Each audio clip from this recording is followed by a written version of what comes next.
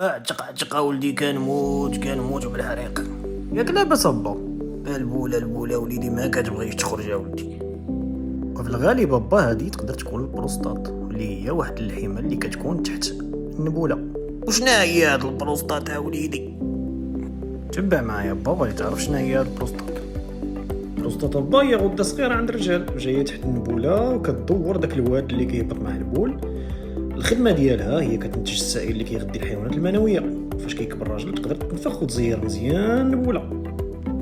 وليدي يا ولا كتغدي الحيوانات المنويه، يخليها مزيره ولا تبقى تخرج عليا. لا باغي اسمع وتبع وغادي تفهم كلشي ان شاء الله. بحال ديك الباب خلينا ندوزو الله يحفظك.